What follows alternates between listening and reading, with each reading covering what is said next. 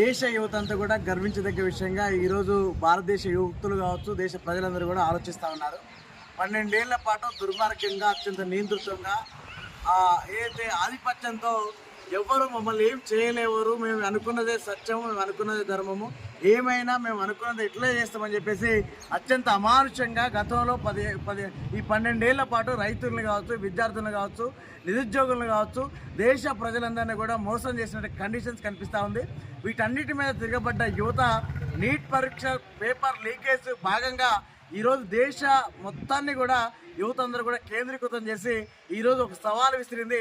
ఆ సవాలు విసిరిలో భాగంగా ఈరోజు కేంద్రం యొక్క మెడలు వంచి ఈరోజు దేశ యువత అంతా కూడా ధర్మేంద్ర ప్రధాన్ని రాజీనామా చేసేదాకా కొట్లాడింది. కాబట్టి ఇదందరూ కూడా దేశ యువత అంతా కూడా గర్వించదగ్గ విషయం.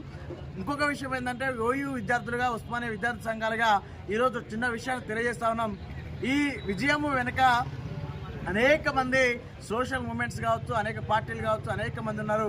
అలాగే చాలా క్రియాశీలకంగా కాకపోతే జనతా పార్టీ కావచ్చు, భారతదేశ యువత అందరూ కూడా, విద్యార్థులందరూ కూడా మొక్కవోని దీక్షతో ఈ ఉద్యమాన్ని ముందుకు తీసుకుపోయారు. కాబట్టి కేవలము నీట్ పేపర్ పరీక్ష దగ్గరనో లేక పేపర్ లీకేజ్ దగ్గరనో ఆగిపోకూడదు అనే ఉద్దేశంతో ఈరోజు మేము అభిప్రాయపడతా ఉన్నాం. కాబట్టి ఈ దేశంలో ఉన్న అసమానతలు కావచ్చు, కులం కావచ్చు, మతం కావచ్చు, ప్రాంతీయ అసమానతల పేరు మీద కావచ్చు, ఏదైతే దోపిడీ జరిగిందో, ఇన్నేళ్ల పాటు అవినీతి జరిగిందో, ఇన్నేళ్ల పాటు వాళ్ళు ఎంత నియంతృత్వంగా అనేక మంది విద్యార్థులను కావచ్చు, నిరుద్యోగులను కావచ్చు, దేశ ప్రజలందరినీ కూడా ఇబ్బంది పెట్టిన కండిషన్స్ ఏదైతున్నాయో వీటన్నిటి మీద కూడా పోరాటం చేయాల్సిన కండిషన్స్ ఈరోజు మీ అందరికి కూడా ముందున్నాయి, కళ్ళ ముందు కనిపిస్తూ ఉన్నాయి. కాబట్టి ఆ విధంగా సోషల్ మూమెంట్స్ వైపు అనేక మంది ప్రజలందరూ కూడా ఈరోజు మీ గురించి ఒక కొత్త వాదన తీసుకొచ్చి ప్రజలందరూ కూడా ఆశించిన కండిషన్స్ కనిపిస్తూ ఉన్నాయి.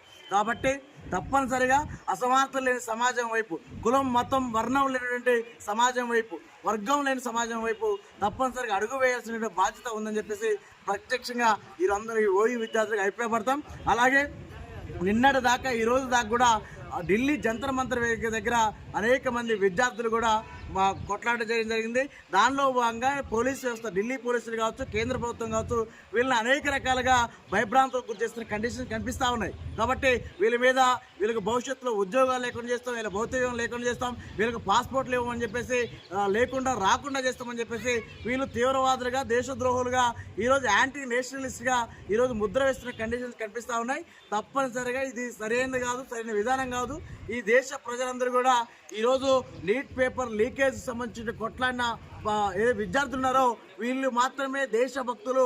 ఈరోజు పేపర్ లీకేజ్ కారణాలైనటువంటి ధర్మేంద్ర ప్రధాన్ కావచ్చు, అలాగే ప్రధాని నరేంద్ర మోడీ కావచ్చు, అమిత్ షా కావచ్చు, బీజేపీ క్యాబినెట్ మొత్తం కూడా వీళ్ళంతా దేశ ద్రోహులు అని చెప్పేసి ఢిల్లీ జంతర్ మంతర్ వీధులనే కాదు, దేశం మొత్తం గల్లీ నుండి ఢిల్లీ దాకా అనేక మంది యువతులు, ప్రజలందరూ కూడా బీజేపీ హటావో దేశ్ బచావో అనేటువంటి విధంగా ఈరోజు ప్రజలందరూ కూడా విశ్వసించి బలంగా మాట్లాడుతున్న కండిషన్స్ కనిపిస్తూ ఉన్నాయి. కాబట్టి ఈరోజు వాళ్ళు చేసినటువంటి ఆకృత్యాలు ఏదైతున్నాయో అన్నిటి కూడా బహిరంగంగా మాట్లాడుతున్నారు.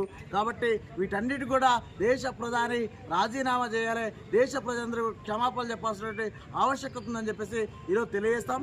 అలాగే ఏదైతే నీట్ పేపర్ లీకేజ్ అవుతుందో ఆ పేపర్ లీకేజ్ సంబంధించిన ఉద్యమం చేస్తున్న క్రమంలో అనేక మంది విద్యార్థులు వీరమరణం చెందడం జరిగింది.